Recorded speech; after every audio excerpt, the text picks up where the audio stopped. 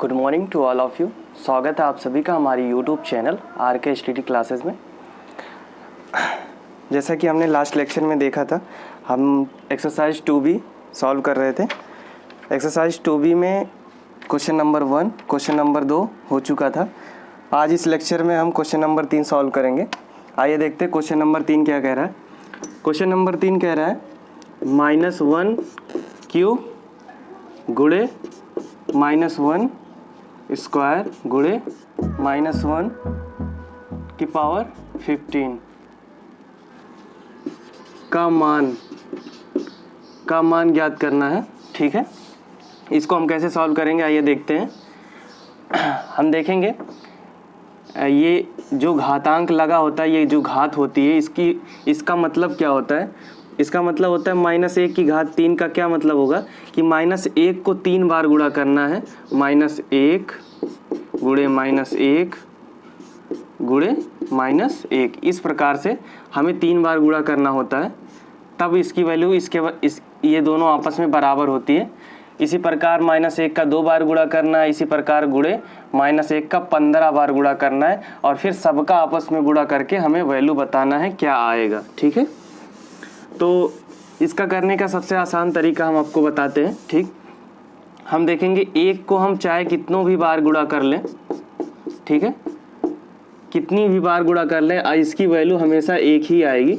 ठीक, ऐसी सिचुएशन में 1 ही आएगी, लेकिन इसमें सिर्फ 1 नहीं माइनस लगा हुआ है, तो हम जानते हैं कि माइनस भी कितनी भी बार हो, ठीक है, माइनस कितनी भी बार हो आपस में गुणा किया हुआ हो, हमेशा दो माइनस आपस में कट के प्लस हो जाएगा, और ये दो का पेयर अगर हम बना लें तो ये दो माइनस आपस में कट के प्लस होता चला जाएगा। इस प्रकार से हम ध्यान देंगे, अगर हमारे पास माइनस की वैल्यू जो है इवन है या ऑड है, हम चेक करेंगे, मतलब सम है या विषम है, तो देखेंगे 1 2 3 4 5। अगर हमारे पास विषम है, 5 एक विषम संख्या है, अगर हमारे पास विषम संख्या प्राप्त हो रही है गिनती में, तो इसकी वैल्यू हमेशा निगेटिव आएगी। जो भी गुणा करना होगा, जो भी संख्या, वो निगेटिव आएगी। अगर हमें सम वैल्यू प्राप्त होती, जैसे 6 है, 8 है, 10 है, 12, इस तरीके से प्राप्त होती है, तो हम देखेंगे 2 करके वो आपस में ख़त्म हो जाएगी। तो इस प्रकार से हमें जो वैल्यू प्राप्त होगी वो पॉजिटिव प्राप्त होगी, धनात्मक प्राप्त होगी। ठीक, तो इस प्रकार से इसको हम भी देखेंगे। यहाँ पे देखिए विषम वैल्यू है 1 की घात 3, तो इसकी वैल्यू हम खुद ही समझ जाएंगे कितनी आएगी। -1 गुणे -1 बराबर ये -1 ही आएगा। ठीक, इन तीनों का गुणा करेंगे तो -1 आएगा। क्यों आएगा? 1 तो आएगा, ये तो कंफर्म है। और माइनस क्यों आएगा? क्योंकि यहाँ पे विषम संख्या घात में लगी हुई है। ठीक, तो इस वजह से इसकी वैल्यू हम क्या लिख लेंगे, -1, फिर गुणे। यहाँ पे देखेंगे यहाँ सम संख्या है, और जब सम संख्या है तो माइनस का गुणा प्लस हो जाएगा, तो यहाँ पे वैल्यू क्या आएगी, सिर्फ 1, और गुणे। फिर यहाँ देखेंगे 15 लिखा हुआ है, तो हम जानते हैं कि 15 एक विषम संख्या है, तो विषम संख्या होने की वजह से इसकी वैल्यू क्या आएगी, -1। ठीक, अगर यहाँ पे 14 लिखा होता तो सिर्फ इसकी वैल्यू 1 आती।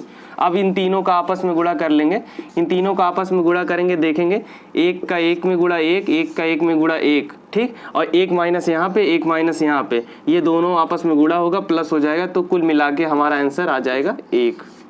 ठीक, यही हमारा आंसर हो जाएगा।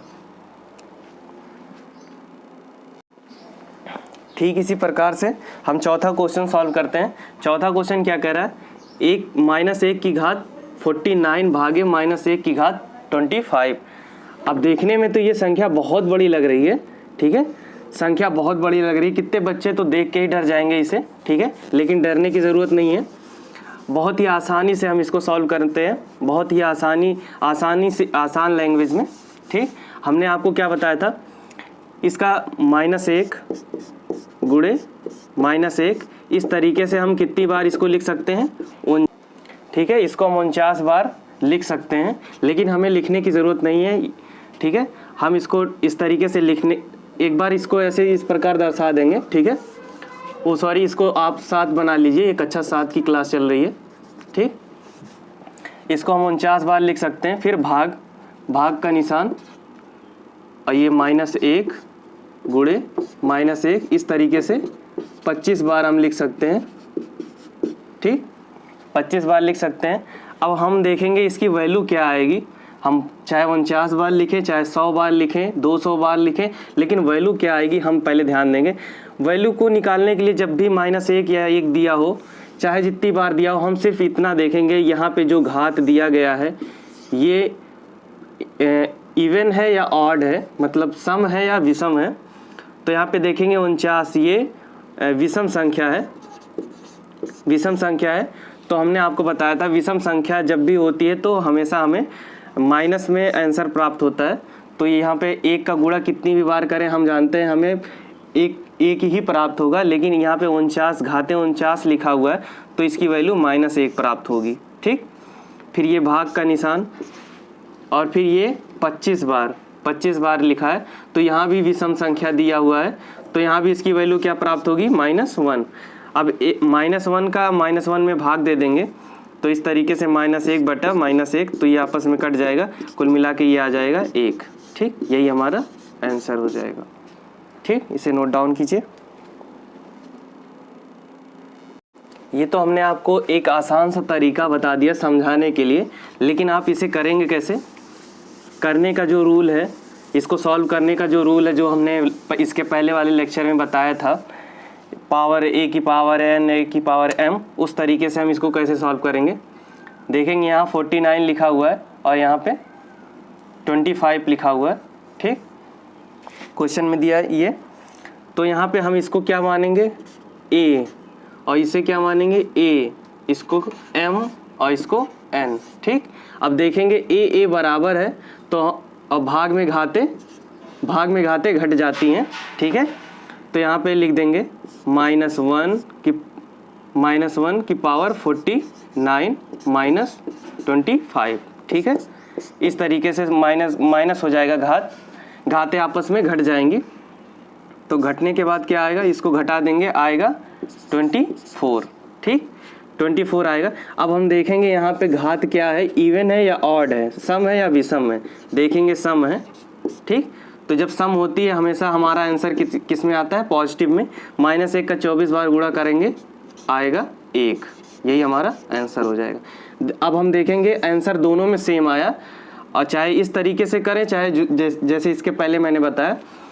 इसके पहले वाला हमने इसलिए बताया जिससे आपको समझ में आ सके एक्चुअली में क्वेश्चन किस तरीके से सॉल्व हो रहा है। ठीक, ये तो हम बुक की लैंग्वेज में इस तरीके से करेंगे और अपनी लैंग्वेज में इसके पहले वाला जैसे किए थे उस तरीके से। ठीक, क्वेश्चन नंबर 5 पे हम आते हैं। क्वेश्चन नंबर 5 दिया 3 की घात 12 गुणे 3 की घात 7 भागे 3 की घात 25। ठीक है, इसका मान निकालना है, इसकी वैल्यू निकालनी है हमें।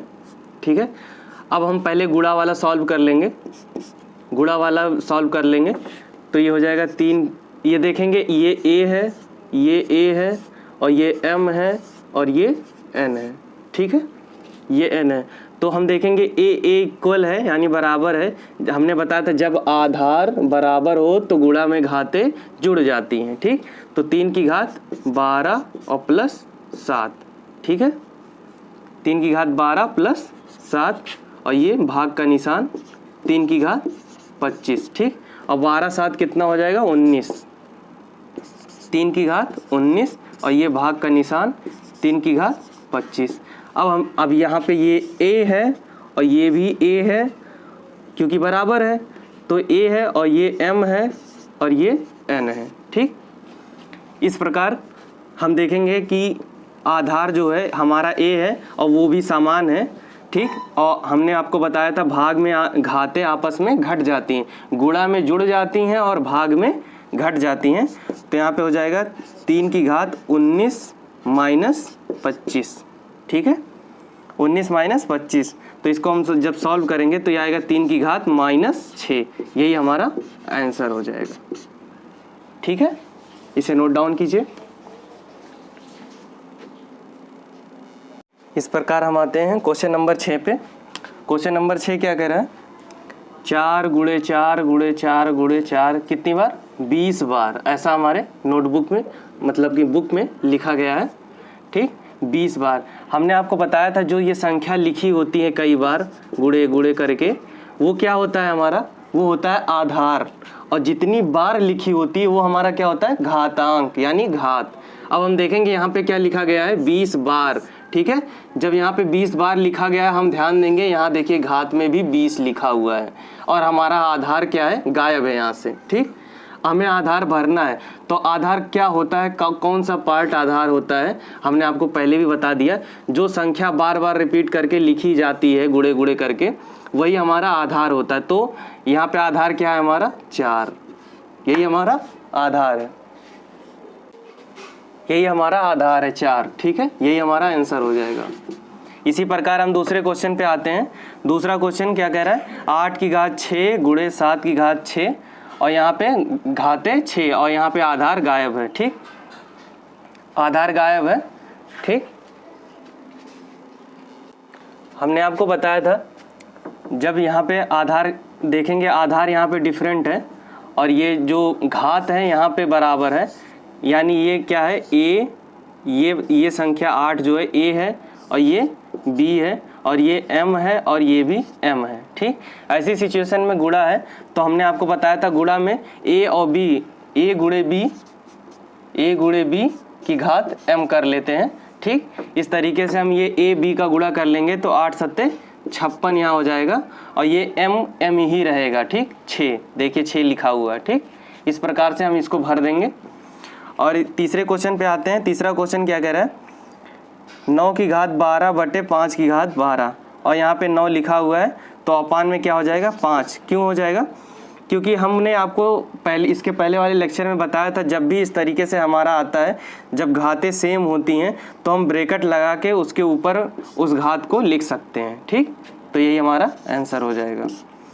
और इस चौथे वाले में आते हैं। चौथा वाला हमने आपको बताया था जब घात के ऊपर घात होती है, जैसे 3 के ऊपर घात 8 है और उसके ऊपर भी घात लगी हो तो क्या होता है ऐसी सिचुएशन में? तो घात को घात से गुणा कर देते हैं और ये 8 गुणे 3 हो जाएगा। तो 8 गुणे 3 ये हो जाएगा 3 की घात 8 तिरिक 24। यही हमारा आंसर हो जाएगा। ठीक है, इसी प्रकार एक क्वेश्चन और है आपके बुक में, 5वां क्वेश्चन यहाँ पे हम लगा देते हैं। दिया है 2 की घात 3 की घात 5 और फिर बराबर दिया 2 की घात 5। इसको हम क्या लिख सकते हैं? 2 की घात 5, ये ब्रैकेट बंद है। तो हमने आपको बताया था कि ये दोनों जब घात के ऊपर घात होती है तो दोनों आपस में गुणा हो जाती हैं। तो हम आपको बता दें 3 गुणे 5 लिखिए तब भी 15 होगा और या फिर 5 गुणे 3 लिख दीजिए तब भी 15 ही होगा। ठीक है, तो उस प्रकार से यहाँ पे 2 की घात 3 गुणे घात 5 है तो यहाँ पे फिर आगे दिया है 2 की घात 5 की घात हम कितना लिख दें कि इसके बराबर हो जाए? तो यहाँ हम देखेंगे 3 लिख दें तो इसके बराबर हो जाए, यानी इसको हम पलट दिए इस तरीके से।